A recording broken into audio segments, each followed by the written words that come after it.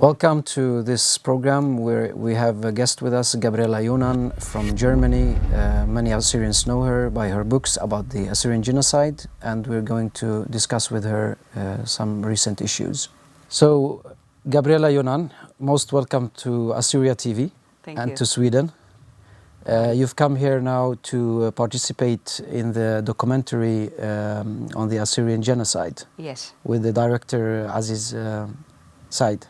Aziz Said, yeah, my old friend, with whom I've worked since 30 years now.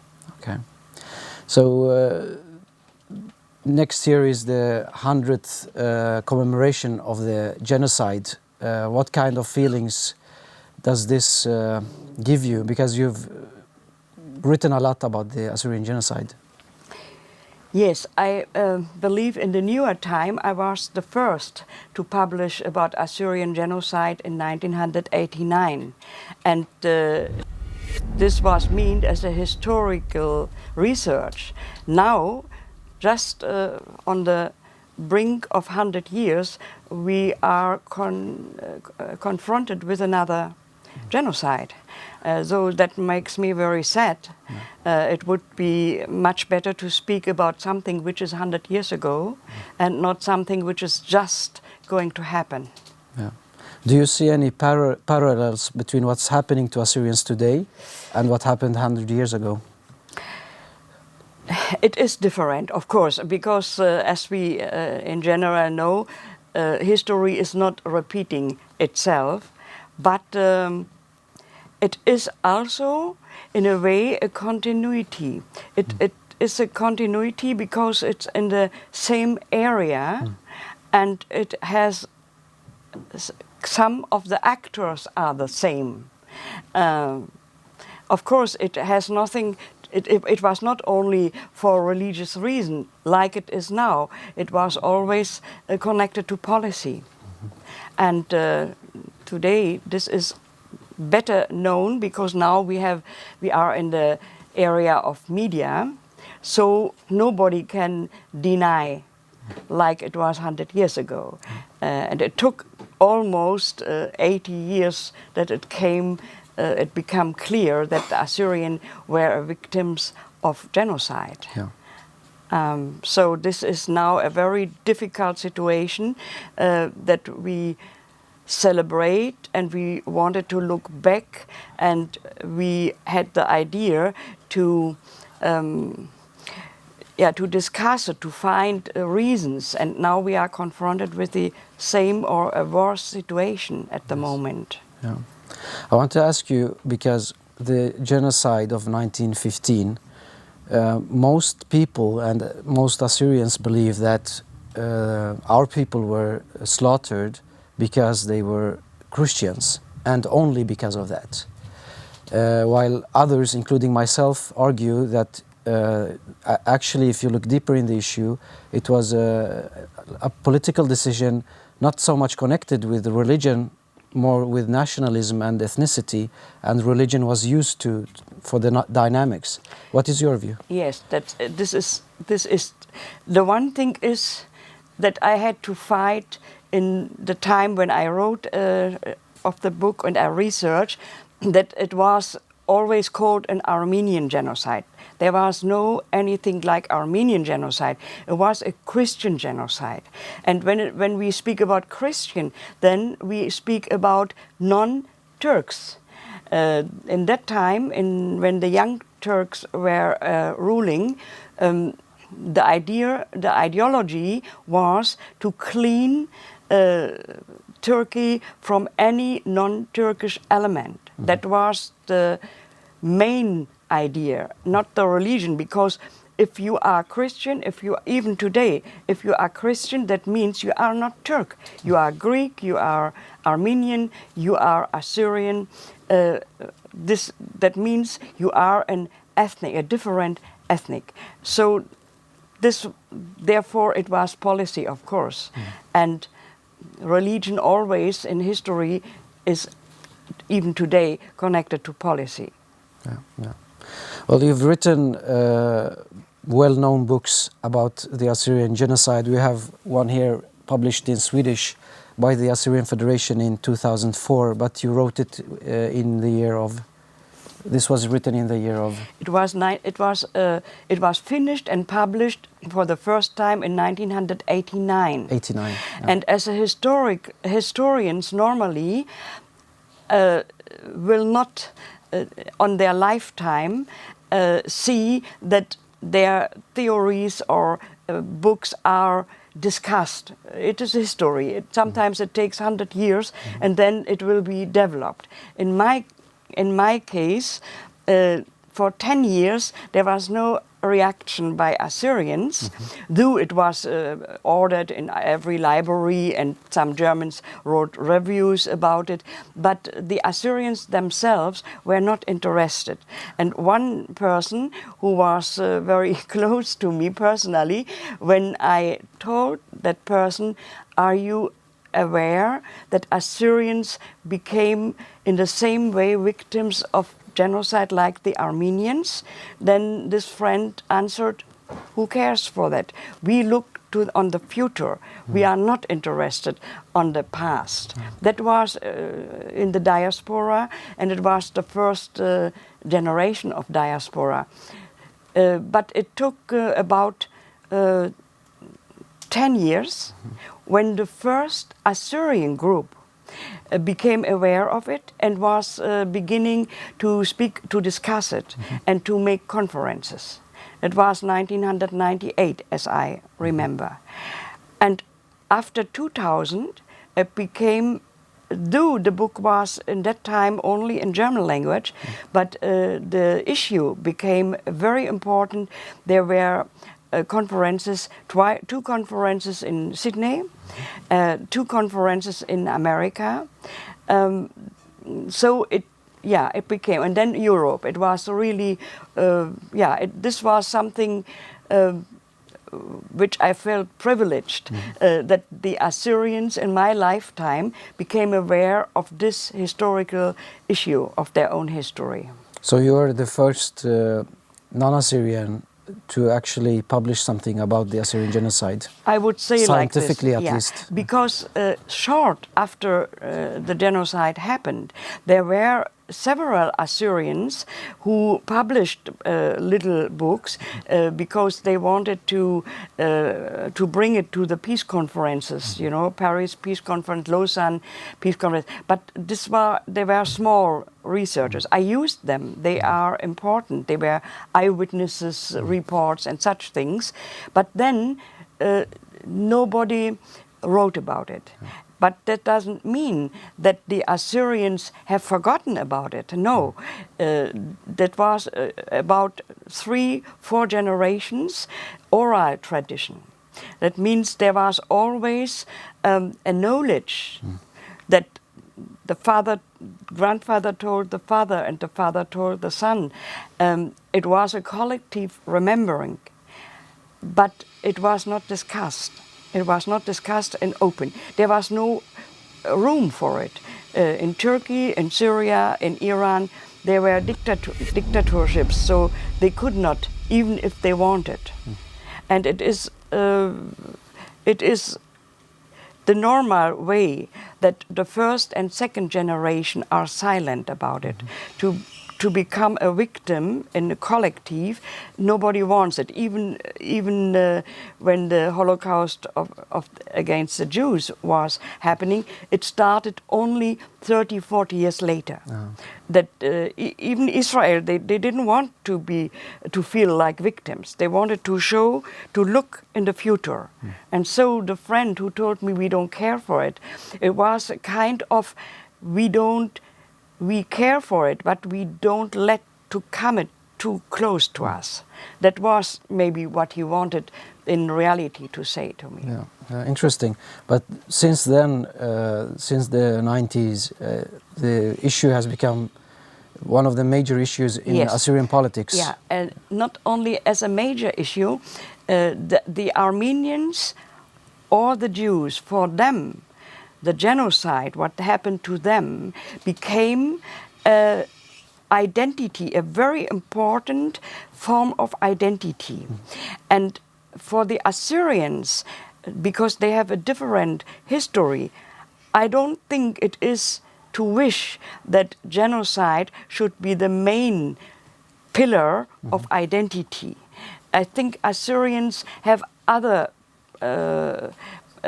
things which are maybe more important to them. Literature, for example, writing, such things, because they have a tradition of 2,000 years of literature. So why should they use something which was 4 years? Because when we say 1915, we mean the period of the First World War.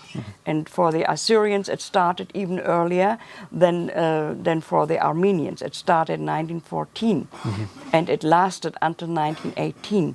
But 1915 is something like the year of the sword, which was the highest peak of the genocide. The pinnacle of the genocide. Yeah. And if we look now to Turkey today, some people are saying that Turkey is slowly shifting its stance on the genocide issue. Not really, not really, but there happened something.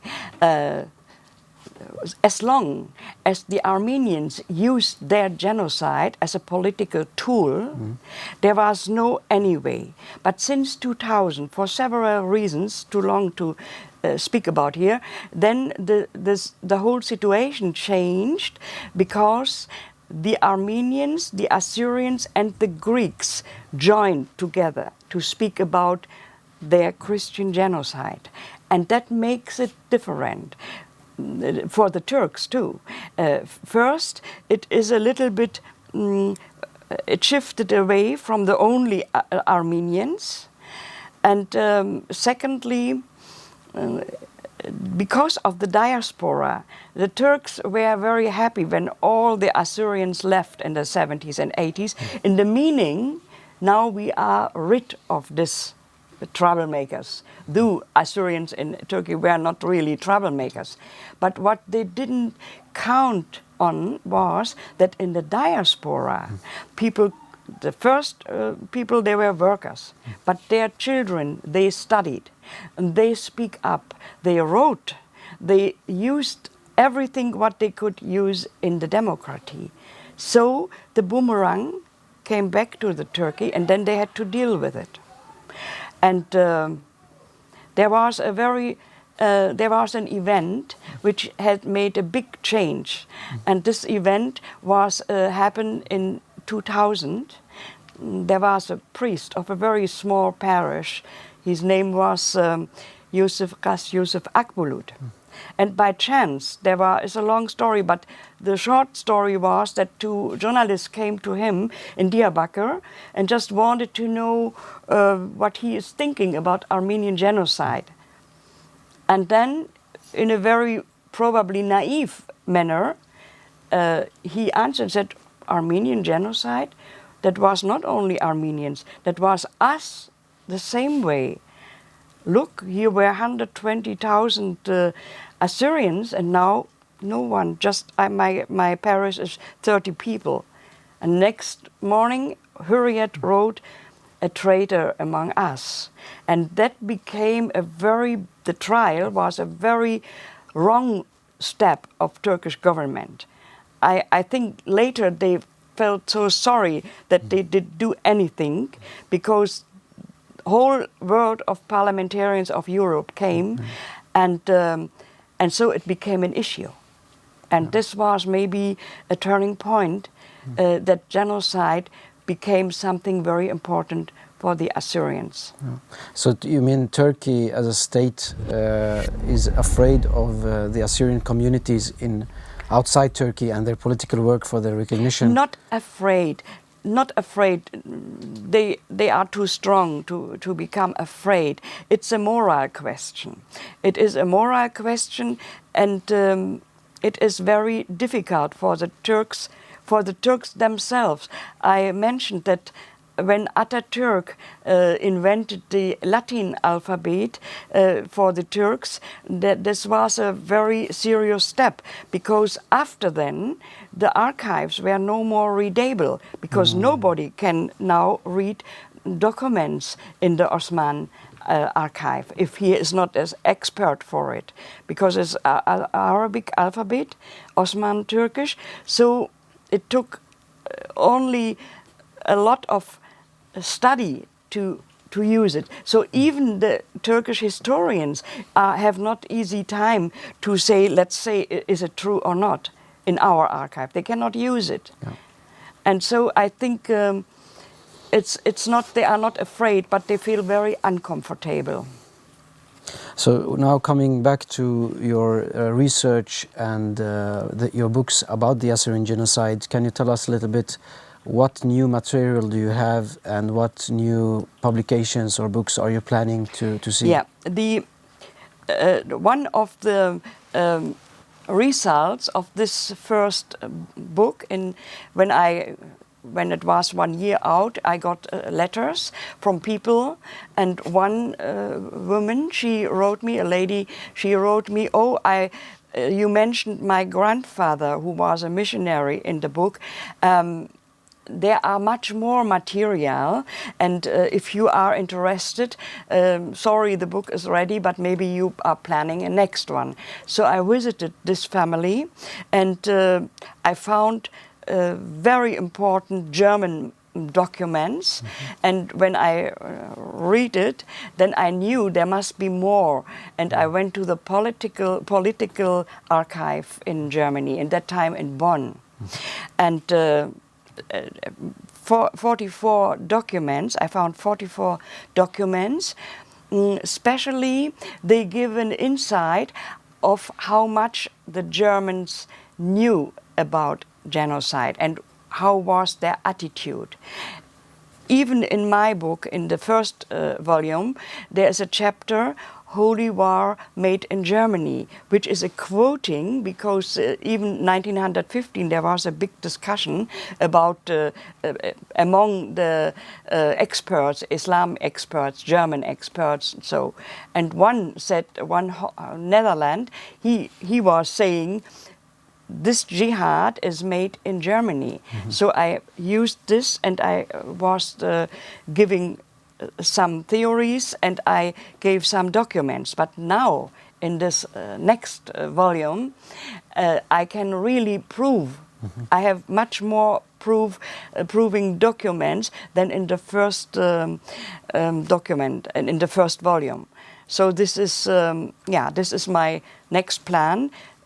The manuscript is ready since long, but but because of other researches, I put it away. Now I have to go through it, but the documents are there, the documents are in the computer, so I think this is an important second volume. Okay.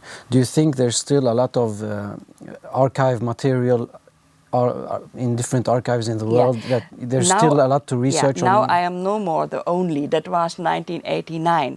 Now we have very good other documentations and books. One of Professor David Gant is one. My friend Jan Savoy, he found incredible documents in the Vatican, which are also published, and I must say there are, and then is another friend, he also made research in the Osman archives, Rasho Donev in Sydney.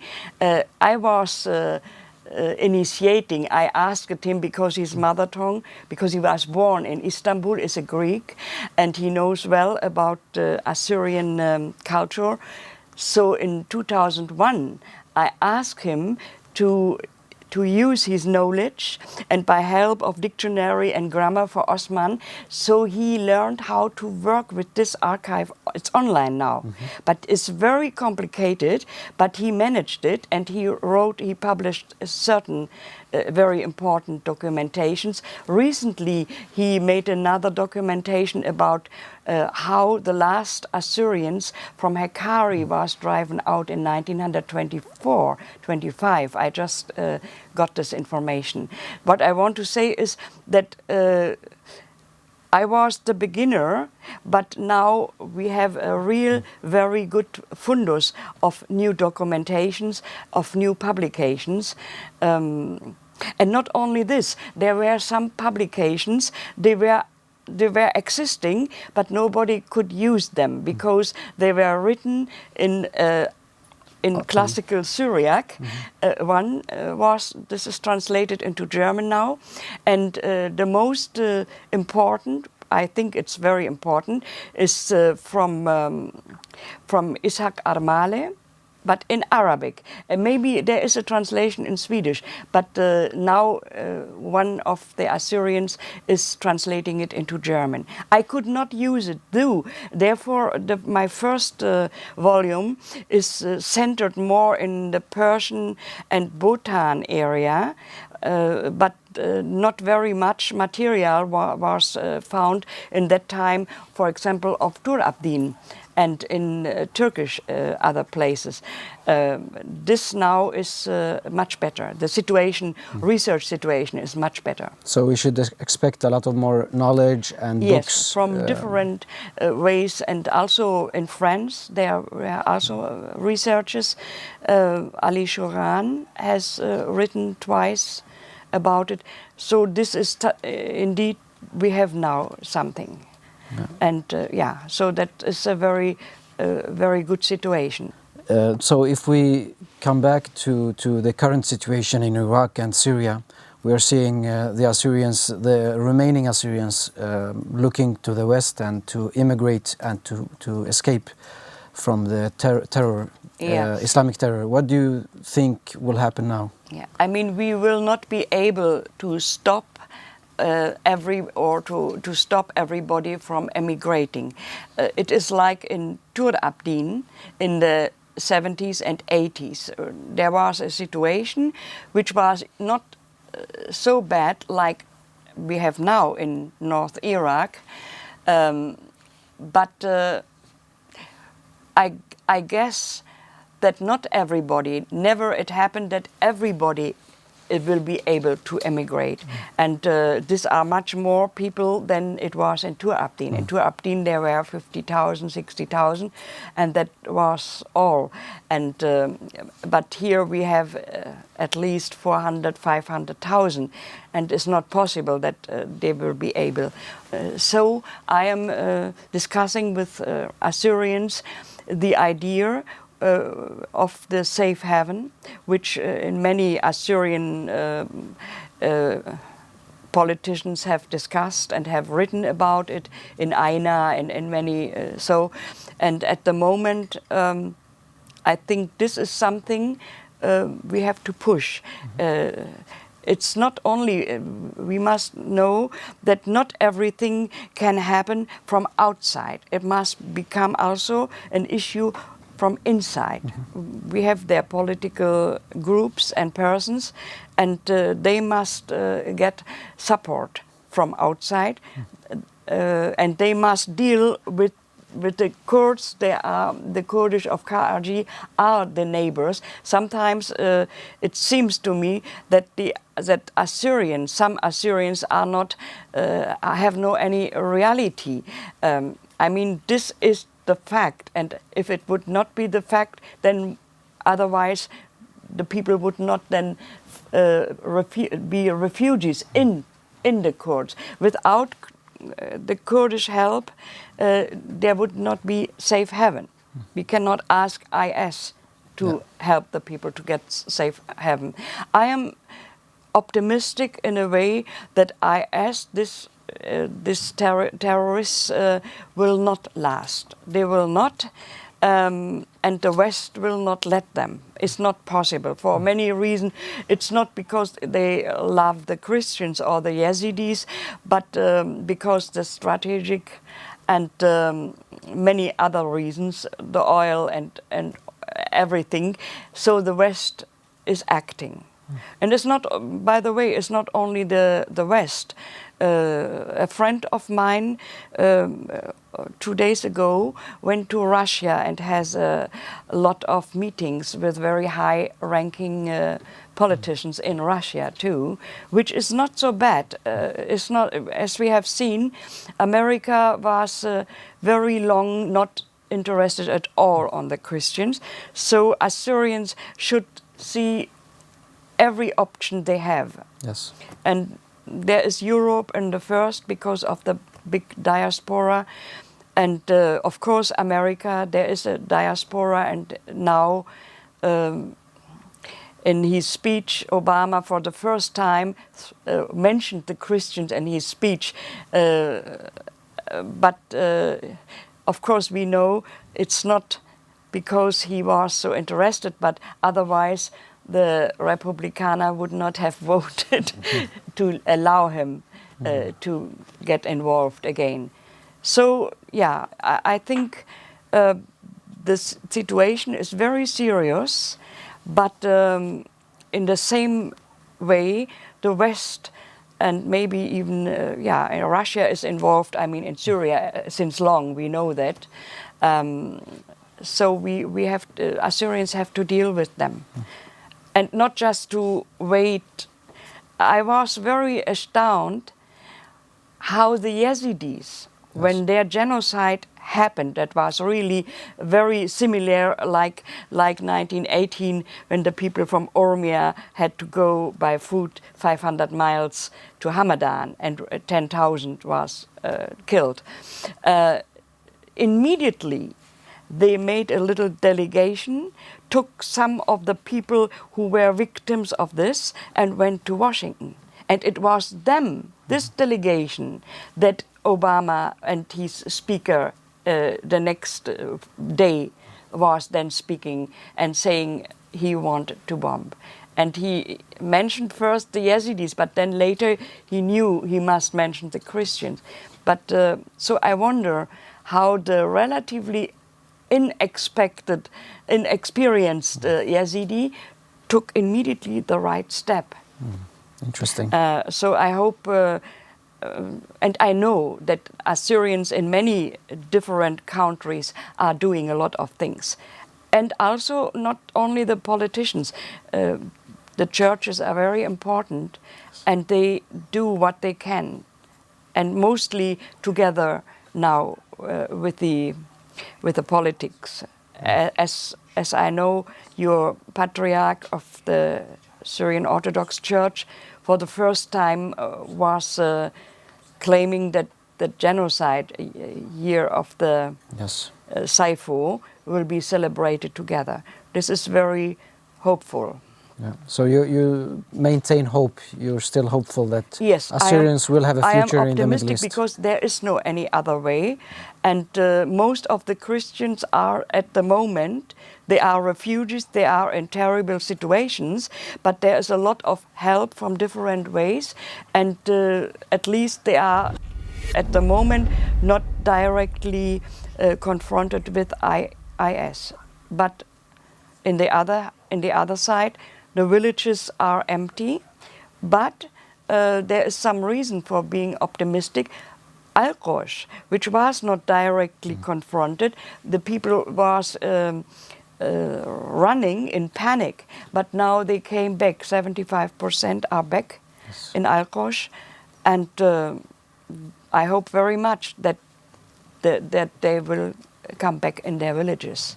And of course there will be groups, they will immigrate, they will not go back. But it's still nice to hear that you're optimistic. Yes, and I think the Assyrians they will be much better now in a situation than 100 years ago, where they were helpless and nobody listened to them and they had nobody to explain their situation. Now there are many intellectuals and many activists and the church who is speaking up in front of UN and so this is something much different. Well, I thank you for your time, Gabriele Yonan, researcher and writer. My pleasure. Thank you. Thank you for coming. to Assyria TV. And this was the interview with Dr. Gabriele Yonan from Germany. We discussed the Assyrian genocide, how the issue has evolved, and we hopefully will have her here as a guest again in Assyria TV.